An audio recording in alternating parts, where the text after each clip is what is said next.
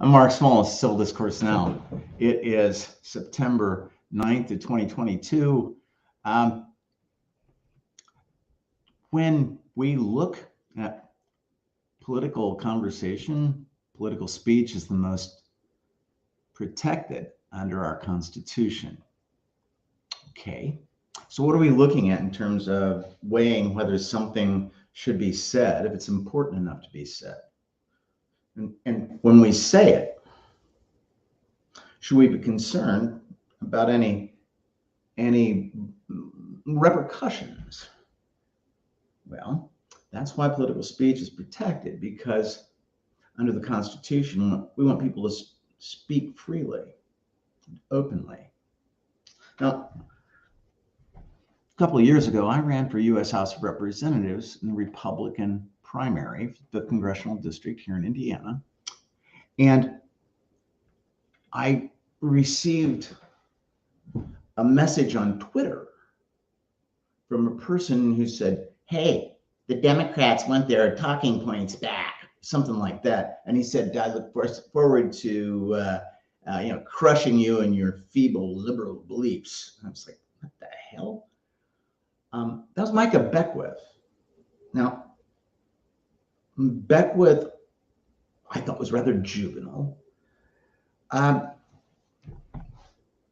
When I went to a candidate's thing in Elwood, Indiana, he said, "That's the guy that's trolling me on Twitter." And I said, "You've got like a couple of hundred followers, and I have several thousand. I think you're the troll." No, that's so what, right? This week, the county commissioners in Hamilton County, that's the county immediately north of Marion County. Indianapolis is in Marion County and under Unigov that was passed in 1969. It kind of is Marion County, except for a couple of towns that are pockets in it. But Hamilton County is immediately north of here. And this week, in a last minute kind of move, the Hamilton County commissioners put Beckwith on the board for the Hamilton Public Library, Hamilton East Public Library. It's part of the library system in Hamilton County, public. And a lot of people were concerned about that. For one thing, it wasn't very transparent. And somebody said, "Why didn't you talk about the transparency on here?" And I'll get into more in my blog later, talking about how we have sunshine laws in this state. We have laws that have to do with public meetings. And it's more important in school board meetings that county commissioners, that relate to things like libraries. And they say all politics is local. What's a disturbing trend is Steve Bannon, who's facing criminal charges again in DC. They prosecuting him in, or is it New York? I don't know, a bunch of different places. He came up with the idea of running a whole bunch of right-wing people on the downside, on the down ticket, so the right-wing people could take over public structures. Now, realize even their deity, Trump, concedes that if everybody voted who's eligible to vote, the Republicans wouldn't win another election. Now, they'd win some local elections, but overall, the Democratic Party, like it or not, as imperfect as it is, isn't, first of all, it's not the Republican Party that we used to know. The Republican Party was very progressive in a lot of ways, but the Democratic Party has a majority of the voters who go to the polls. And it has a majority of the votes cast for the United States House of Representatives. If it were but for gerrymandering, the Democratic Party would have a majority in the House of Representatives. Now, here's where it gets really unpleasant.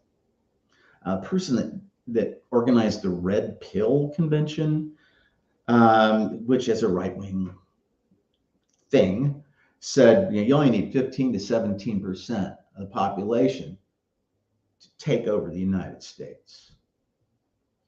And he was serious.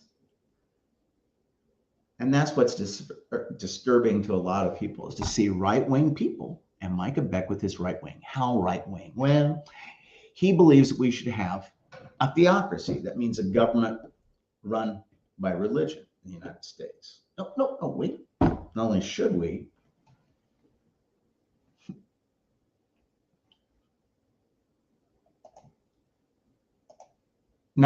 we, my computer kind of switched screens there, but we do. And he also argues that was what the framers of the Constitution meant. No. There are a lot of things about the Constitution he doesn't understand, one of which is the people who wrote the Constitution, they're called the framers for a reason. The Library of Congress refers to the 55 people who met in Philadelphia in 1787 to write the Constitution as the framers. They viewed themselves as building a structure on which a government could be based. They're not the fathers of the country, the founders of the country. If you're going to talk about the founders of the country, that means everybody. That means the indigenous peoples, the slaves, the women, Jews, Muslims. But of the framers, a lot of the framers were what were called deists. They believed in kind of a natural God. Now, here's where Beckwith goes off on, Washington said God in his inaugural address. Well, he meant a natural God. He wasn't referring to a Christian God. And the minister of the church where Washington went on a regular basis, attended on a regular basis, with his wife said, George Washington is not a Christian. Now, Washington attended church with his wife because she was devout, but he never took communion.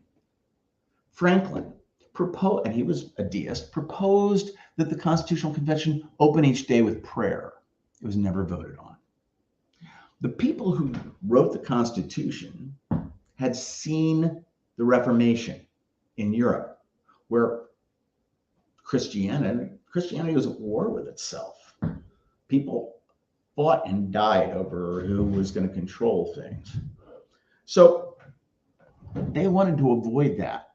If any of that was in question, it doesn't matter once the 14th Amendment was ratified at the end of the Civil War, because at that point, the country had entered a phase where we realized that these states aren't real good. We got to have more central control. That's what the 14th Amendment is about, and also protecting people's rights.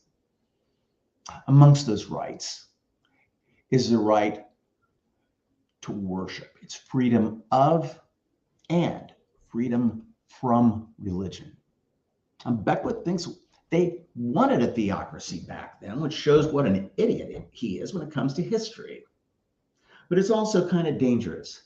You've got somebody that's in a church advocating a political position, saying he talks to God. God spoke to Micah Beckwith on January 7th and said, I sent those riots to the Capitol. My hand was at play in that. And of course, MAGA people are trying to deny that. Now they're trying to say that there are other people playing the parts, whatever. The point is, not only does Beckwith think that God talks to him about political things, that can't go well, but he also has God, guns, and babes. It's called gun safety. Women learning how to use firearms, different gun every week. It's also called weapons training. And that's scary, especially when people are talking about civil war and it's people on the right who are wanting to talk about using guns because they're afraid of what? They only have to have 15 to 17% of the population voting them into office. They're not concerned about the rights of anybody else. And that's what concerns me when you've got somebody taking a position in a public library, which books will be burned first and which will be forced onto the shelf. Now, there were violations, I'd say that from what I heard, of our open meetings laws, and Those are important here in the state of Indiana. But more than anything, we have to be aware that you don't have 1 minute of debate and put somebody as far right, as much of an extremist as Micah Beckwith onto a library board. After all, he said of a person who was accused of sexual impropriety as a male in his church, we aren't going to Kavanaugh him. It means, I guess, they're not going to look into the guy's background or do any real meaningful investigation into allegations of sexual improprieties. And see, where does the thing with God stop? I mean, he says God talks to him now. Beckwith gets elected. Does that mean he's going to say, God spoke to me and said, we need to do things, specific things. And it's not me saying it, God's saying it. And that's not the worst part, I think. The worst part is that on October 19th, 2019, Beckwith, or maybe it was October 14th, I've got it on the blog. Beckwith said in a video on his website,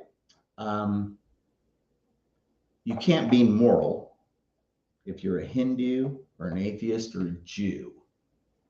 Only if you're a Christian can you be moral. Now, what's the next step? Because that was in a video titled "The Church's Place in Religion" or in politics or something. The church's place in political power. Well, I guess only moral people should be allowed to vote. And if only moral people are allowed to vote and only Christians can be moral, it's called a syllogism. But I've got a different syllogism for Beckwith. He said Jews can't be moral.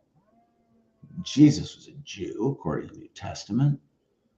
So I guess he kind of screws up his own religion there. Beckwith, not Jesus. I don't think that Beckwith really gives a damn. I'm Mark Small, Civil Discourse Now. This is September 9th, 2022. These are not pleasant times we're in. Peace, happiness.